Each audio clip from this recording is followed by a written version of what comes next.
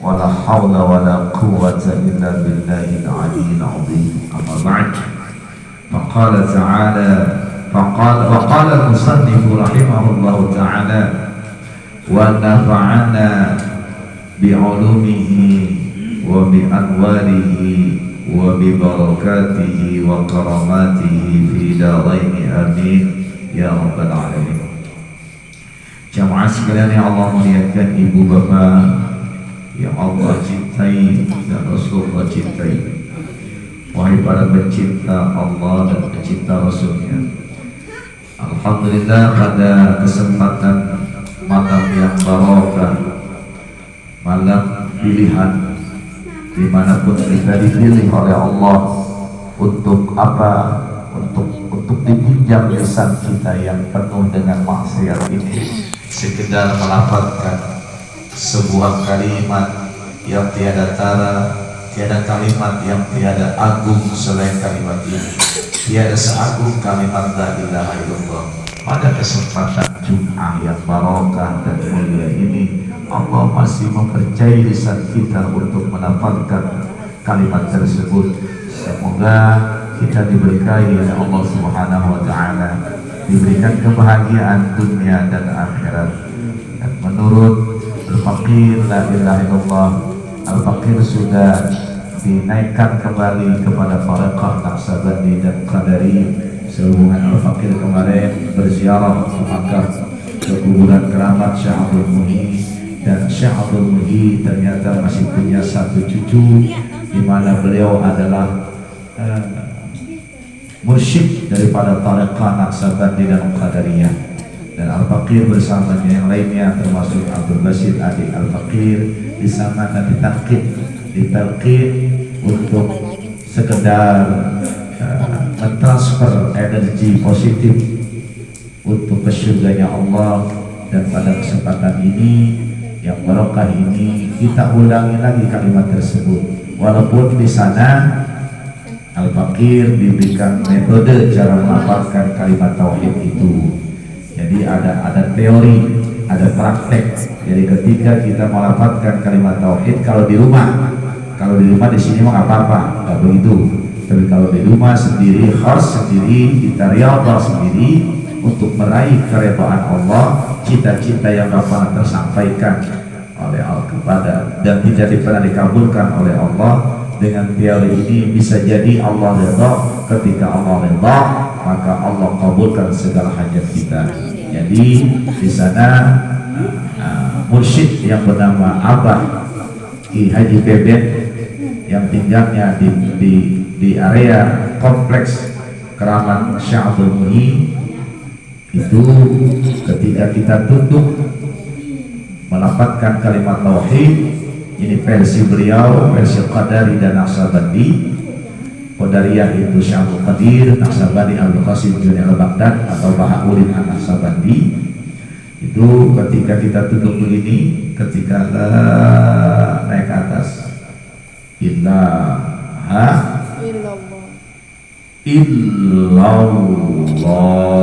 begini. Ketika di rumah ini. Jadi metode seperti itu ternyata memang untuk menyehatkan jantung dan paru-paru. Paru-paru itu bisa sehat ketika melafazkan la ilaha illallah. Jadi ketika itu begini, la ilaha illallah, itu teorinya, prakteknya. Jadi kemarin Al-Faqir alhamdulillah ditalqin dan diijazahkan. Ketahui bahwa Abah Bebet ini cucu daripada Syekh Abdul Muhyi. Usianya baru 63 tahun.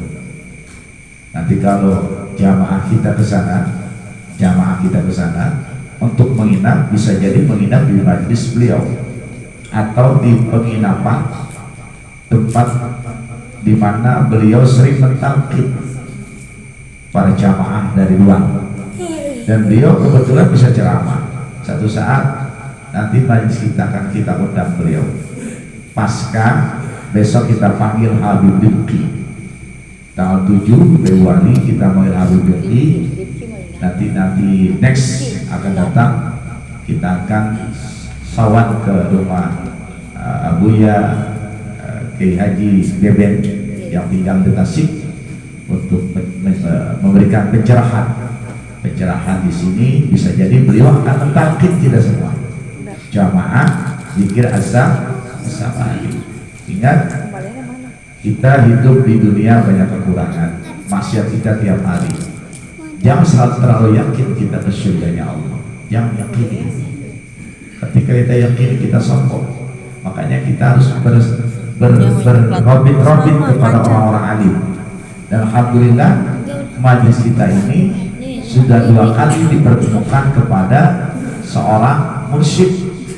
Pertama ketika Al-Fakir di kota Madinah, itu ketemu seorang mursyid Tariq As-Samani Khalwati.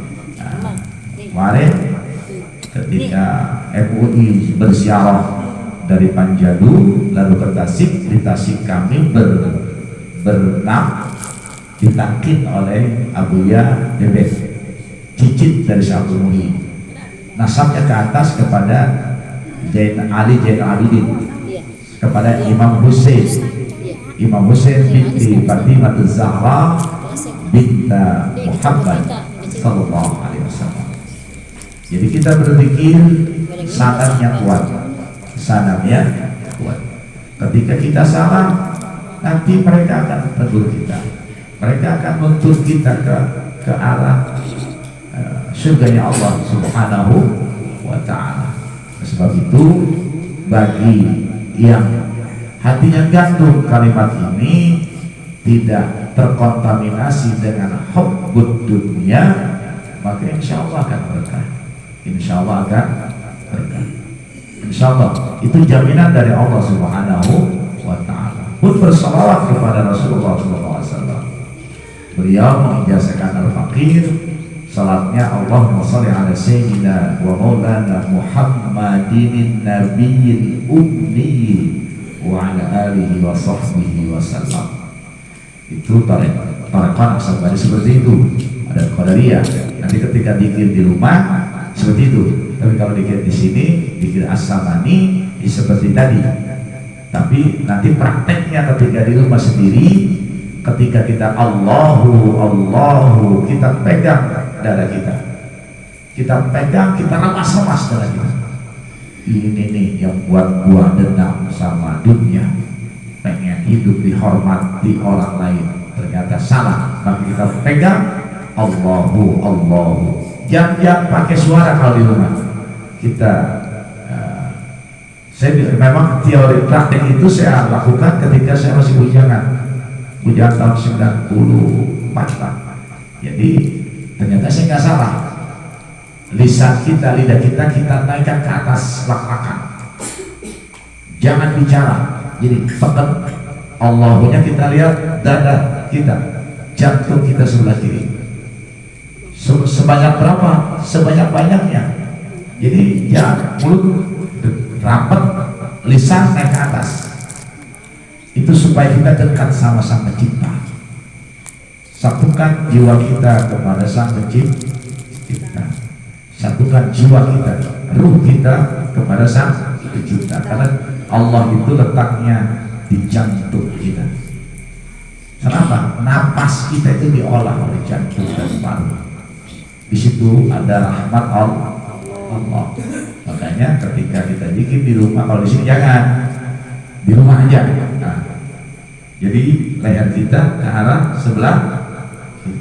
Alhamdulillah sangatnya sangat kompeten, sangat kuat ke baginda Rasulullah SAW. Itu alhamdulillah kami kesana dapat rahmat dari Allah Subhanahu wa ta'ala. Pada malam hari ini kita tidak banyak materi. Sunnah mandi wajib.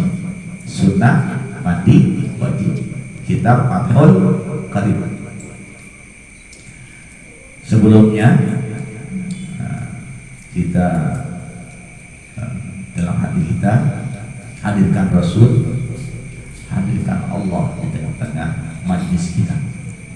Allah dengan sifat rahmatnya Rasul dengan syafaat dan jasadnya. Kita hadirkan beliau supaya pengajian kita ini khusyuk kepada Allah dan Rasulnya. Sambil istighfar.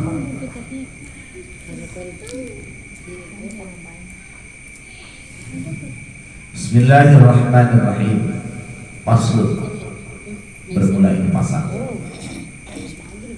Fi sunanil ghusli, menjelaskan tentang sunnah ketika kita mandi junub, mandi hadas besar.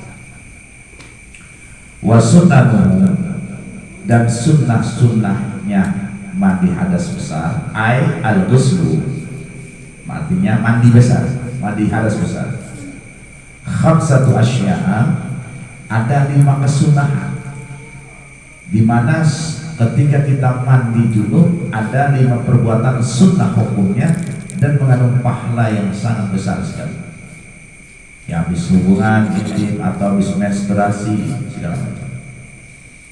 Apa saja sunahannya? Atas niatu, pertama baca basmalah, Bismillahirrahmanirrahim. Itu kalaupun kita nggak baca bismillah, langsung nawaitu raf'al hadatil akbar lillahi ta'ala, nggak ada masalah tanpa bismillah. Tapi baca bismillah hukumnya sunnah. Yang kedua, wal wudu, berwudu kamilan qablahu. Habis baca bismillah kita wudu sebagaimana layaknya wudu, ke kumur, basuh wajah, tangan, nyapu kepala, telinga, dan membasuh kaki sebagaimana wudu. Jadi sebelum kita mandi hadas besar, kita disunahkan baca bismillah. Setelah baca bismillah, berwudu. Pertanyaannya, apakah niatnya itu sama dengan wudu? Tentu beda. Lafadznya ada beda. Wa yanwi bihil mubtasidu sunnatal ghusli. Tuh. Ini niatnya nawaitu sunnatal ghusli lillahi ta'ala. Itu niat wudunya. Bismillahirrahmanirrahim. Sunnah. Nawaitu sunnatal ghusli lillahi ta'ala. Baru kita basuhan wajah. Ya hukum dulu lah ya. Wajah kita basuh selainnya basuhan ketika wudhu biasa.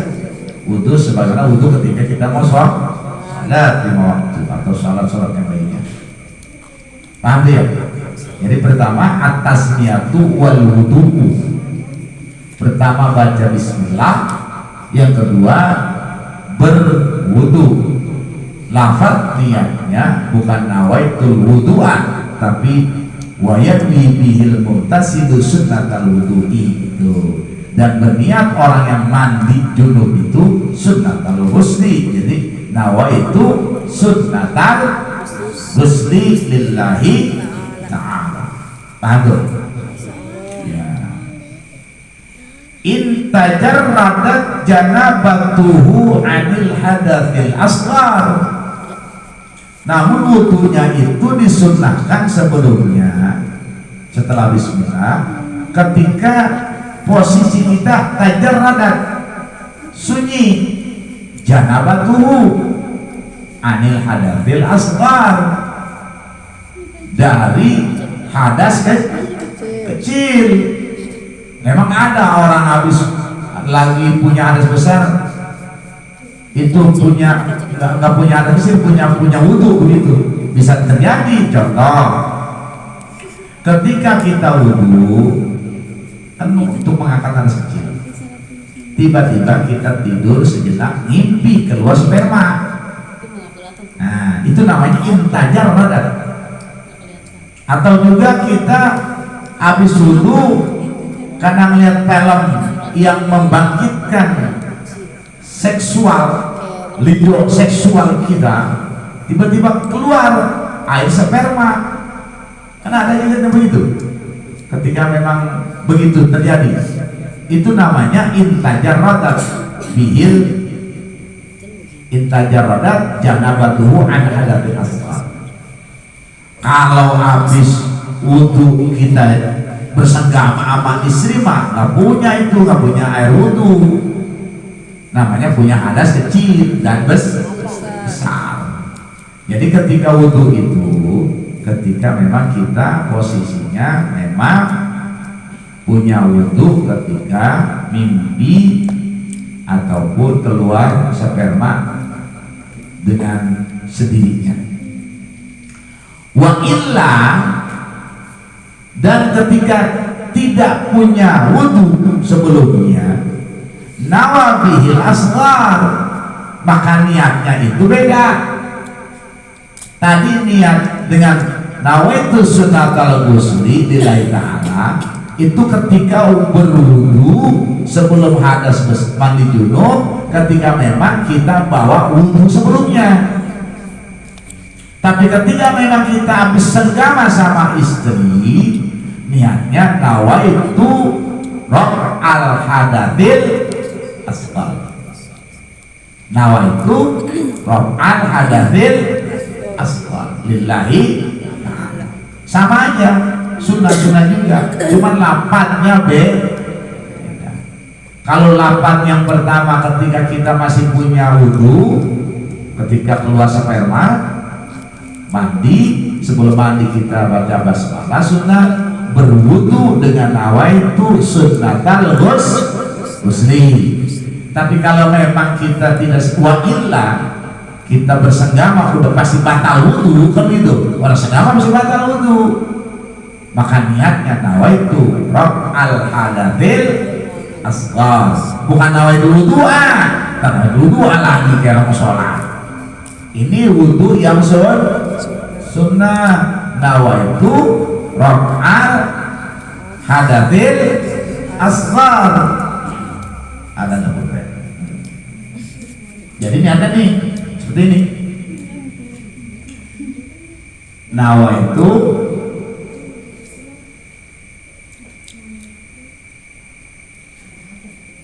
raf'al hadatil asghar lillahi ta'ala. Ini niat wudu sunnah, bukan wuduan. Atau juga yang kedua, nawaitu sunnatal ghusli,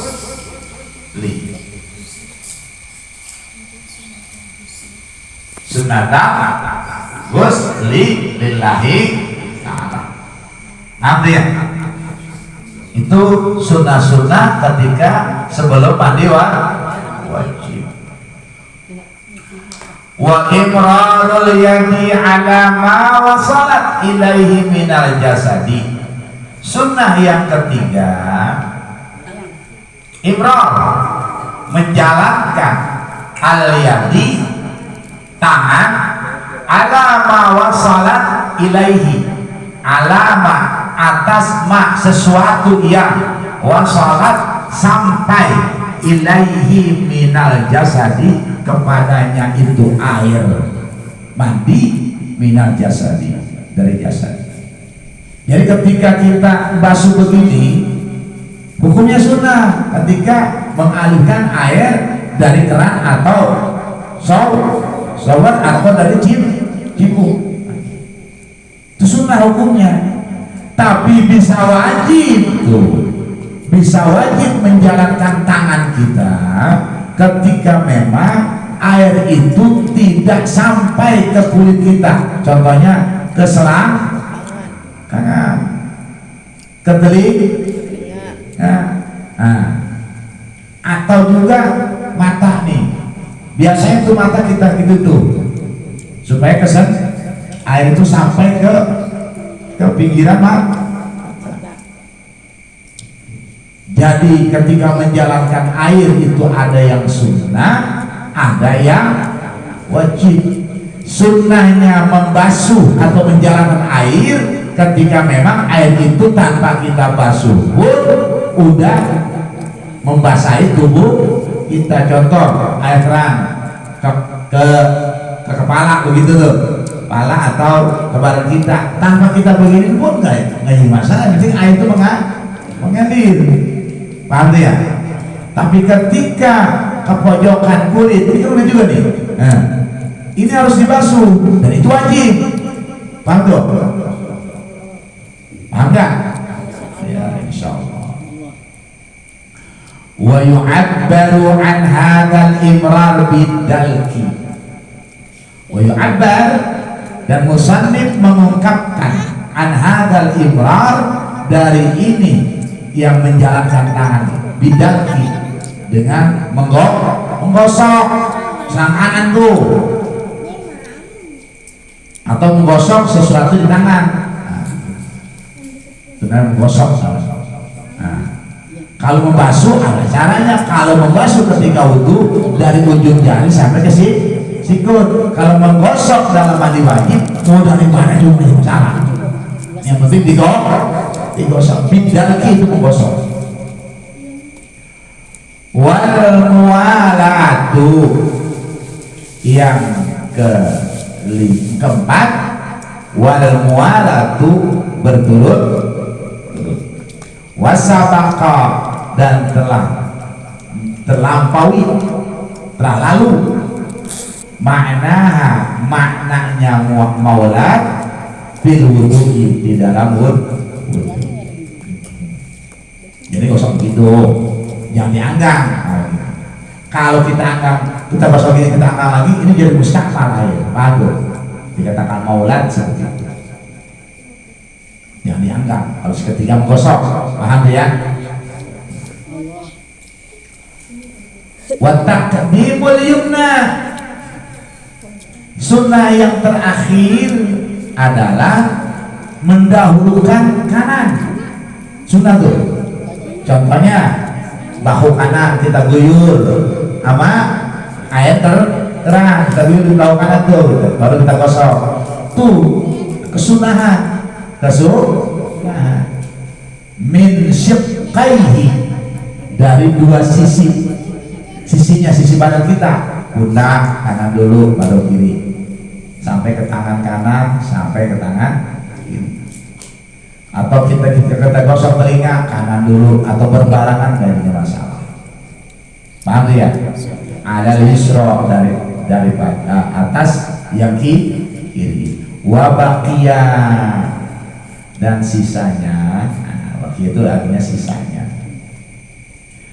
min sunanil ghusli, dari sunnah mandi junub itu, umurun madhkuratun, perkara yang telah dijelaskan, yang akan dijelaskan, bil mawsuqati minha, bil mawsuqati, di dalam kitab-kitab yang lebih luas. Jadi perkara-perkara yang akan dicerahkan di kitab luas itu, kesunahan itu banyak sekali, akan dijelaskan satu-satu. Seperti di kitab ini ada namanya Hasyiah Baijuni, saya punya kitabnya, terus juga Fathul Mu'in atau Hasyiah Fathul Mu'in, itu syarahnya itu I'anatut Talibin. Yang fikih sunnah itu Wahabi. Kalau orang sekolah nyantren mengkaji fikih sunnah Wahabi. Paham ya? Minha, diantaranya at-taslitu wa tahlidus sya'ri. Diantaranya penambahan at-taslis, tiga maksudnya. Nah, kayak kita wudhu, kanan 3 kita basuh, kita gosok 3, kiri 3 kali, at-taslis 3.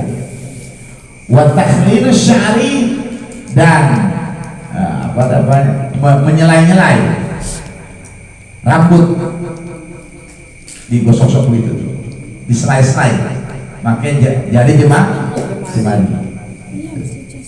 Wallahu a'lam bishawab.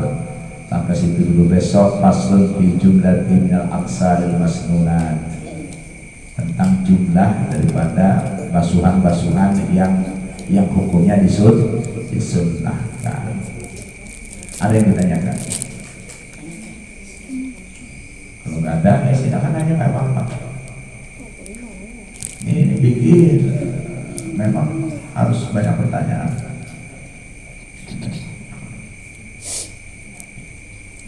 Jadi mohon doa kepada ibu-ibu sekalian. Tinggal sebulan lagi acara kita. Sebulan lagi memanggil penceramah dari luar, Habib Rizky Alaidrus.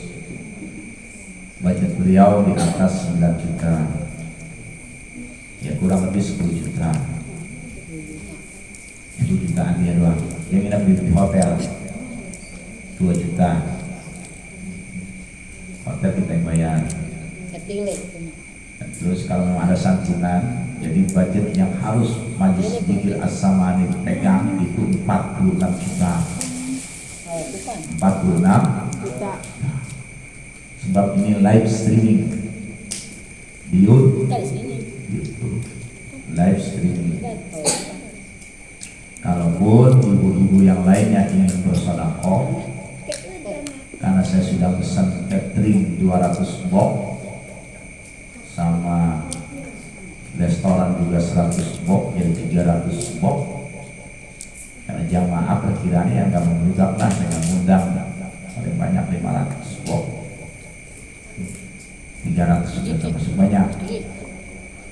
Kalaupun ibu ingin ke surga, pengen kontribusi, boleh dengan besek atau boleh dengan uang. Cuman jangan bentuknya dikasih mentah, jangan diamplopin buat yatim, buat kalau memang seperti itu. Walaupun saya akan berusaha mungkin tidak memberatkan jamaah. Kalau memang ada yang berminat ingin ke surga, ya silakan saja.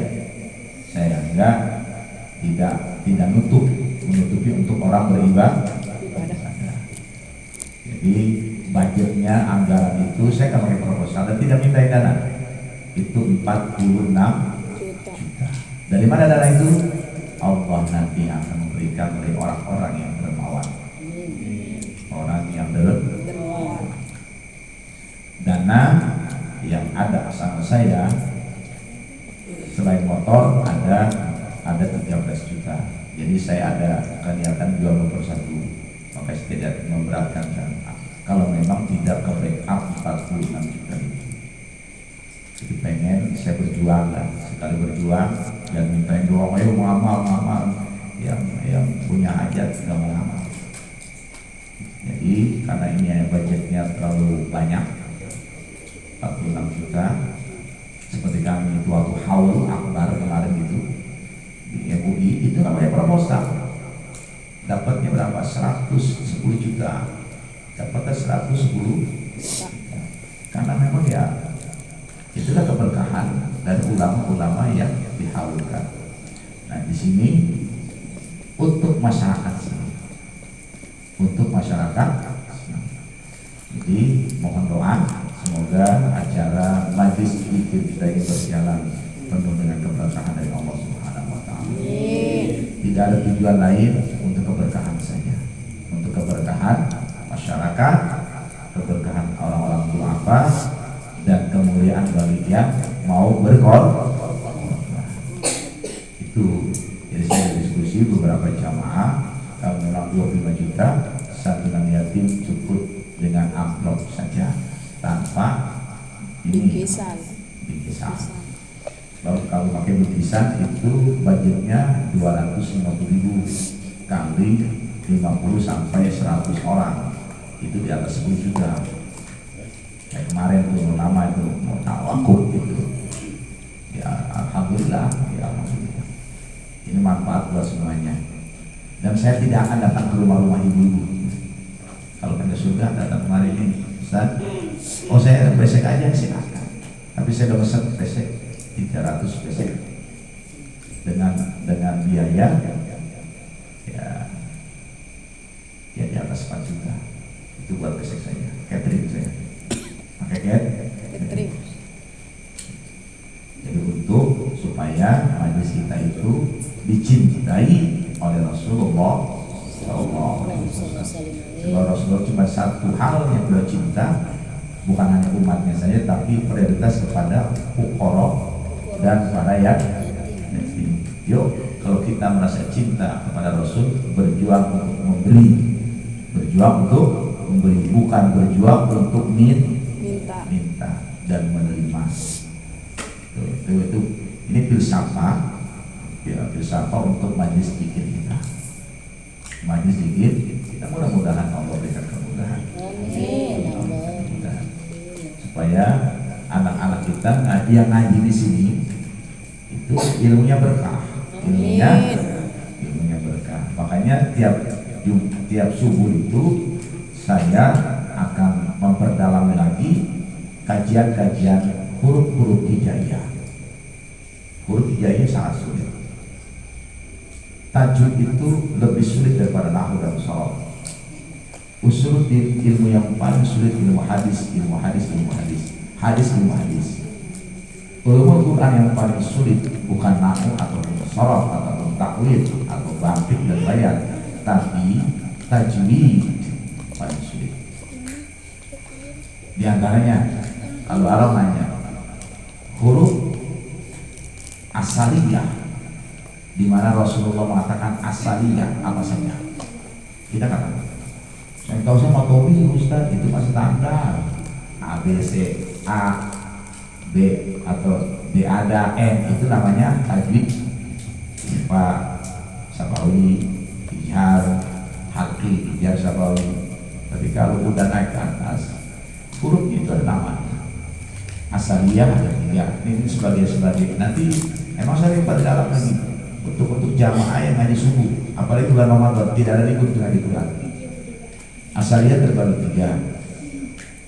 Syarat praktek asaliyah, lisan kita ditekuk ke bawah, ke gigi depan. Lisan, lidah yang tengah-tengah naik ke atas. Itu ada 3. Sin, si kecil, sin, sa, zai. Sin, sa, zai. Itu asaliyah. Zai. Az-zaitun salah. Sinnya sin, sad, zai. Itu asaliyah.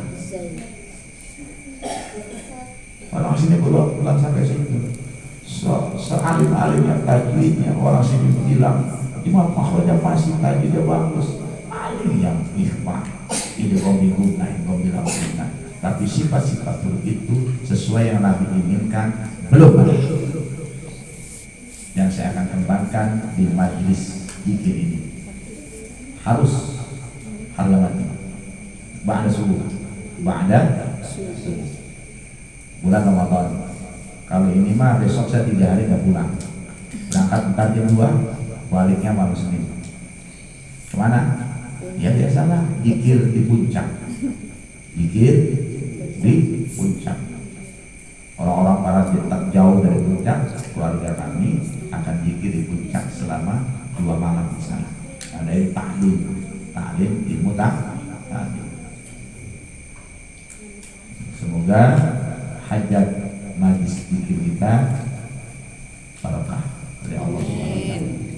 Ketika ada yang ngasih 100.000 karena anggaran 46 juta, itu sama dasarnya ketika kita ngasih 100.000 atau 60.000, pahalanya 46 juta. Karena jamaah. Makanya dalam hal ini saya tidak mau keras-keras lagi untuk minta dana. Semoga Allah yang itu, karena guru itu adalah yang mengangkat martabat muridnya, bukan meminta sesuatu dari murid.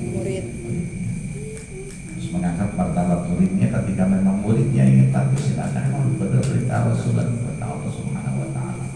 Walaupun saya tidak meminta untuk dihormati, tapi itu perintah Rasul dan Allah Subhanahu wa Ta'ala. Sebab saya juga cinta kepada para ulama. Saya menggali juga ke Buya Mugadi Cidahu, menggali ilmu tauhid, beberapa kali Al-Fakir ke sana. Jadi harus ada sambung menyambung sanad ke semua harus sambung menyambung, jangan sampai terputus, jangan sampai terputus. Harus ke Rasulullah Sallallahu Alaihi Wasallam. Semoga Rasul pun ridho kepada kita selaku umat. Barakallahu fiikum. Ada yang bertanya? Kalau kita tutup dengan doa. Semoga majelis kita yang hanya sebentar ini, namun pahalanya melebihi langit dan bumi. Kita tutup dengan doa, semoga almarhum orang tua kita yang telah mendahului kita, kuburnya nyaman, raudhahum minal jannah, dosa diampuni dengan kemuliaan majlis ini. Dan juga bagi orang tua kita yang masih hidup lagi sedang sakit, semoga penyakitnya senantiasa selalu diangkat sejauh-jauhnya dan kesusahannya selalu dijauhkan oleh Allah Subhanahu wa taala dengan wasilah usul kita kepada Rasulullah dan kepada Allah Subhanahu wa taala. Al-Fatihah. A'udzubillahi minasyaitonir rajim.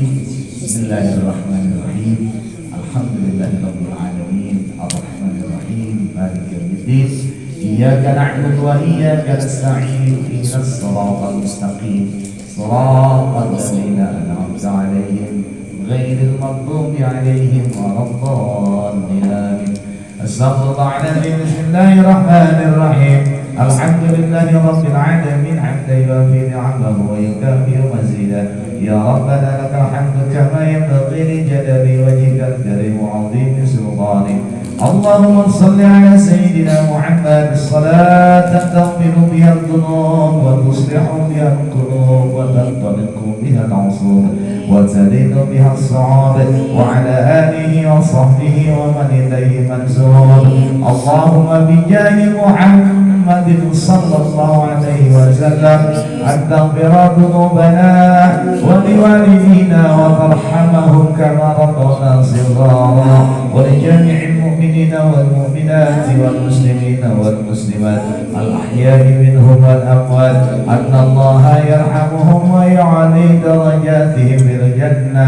اللهم إنا نعوذ بك من زوال رحمتك ومن زوال نعمتك إنك على كل شيء قدير. ونعوذ بك يا الله يا إلهنا من علم لا ينفع ومن قلب لا يخشع ومن نفس لا تشبع ومن دعوات لا يستجاب لها. اللهم إنا نسألك بأننا نشهد أن لا إله إلا أنت الأحد الصمد لم يلد ولم يولد ولم يكن له كفوا أحد. اللهم إنا نسألك الهدى والتقى والعفاف والغنى. اللهم اجعلنا وأولادنا وجمعنا وتلاميذنا وأساتذتنا ومشايخنا من أهل القرآن ومن أهل العلم وأهل الخير ولا تجعلنا وإياهم من أهل الشر وأهل الضير إنك على كل شيء قدير. اللهم اجعلنا وأهلنا وتلاميذنا وجمعنا من عبادك الصالحين ومن عبادك المتقين ومن عبادك المحسنين ومن عبادك المخلصين يا إله العالمين. اللهم هون علينا في سكرات الموت والنجاة من النار والعفو عند العذاب. اللهم اختم لنا بحسن الخاتمة ولا تختم علينا بسوء الخاتمة. اللهم اجعل جمعنا جمعا مرحوما وتفرقنا من بعده تفرقا معصوما إنك على كل شيء قدير. ربنا ظلمنا أنفسنا وإن لم تغفر لنا وترحمنا لنكونن من الخاسرين. رب هب لي من الصالحين ربنا هب لنا من أزواجنا وذرياتنا قرة أعين واجعلنا للمتقين إماما. ربنا آتنا آتنا في الدنيا حسنة وفي الآخرة حسنة وقنا عذاب النار وادخلنا الجنة مع الأبرار يا عزيز يا غفار يا رب العالمين. سبحانك اللهم وبحمدك أشهد أن لا إله إلا أنت أستغفرك وأتوب إليك. وصلى الله على سيدنا محمد النبي الأمي وعلى آله وصحبه وسلم بفضل سبحان ربك رب العزة عما يصفون والسلام على المرسلين والحمد لله رب العالمين. أشكرك على بالله التوفيق والهداية. السلام عليكم ورحمة الله وبركاته.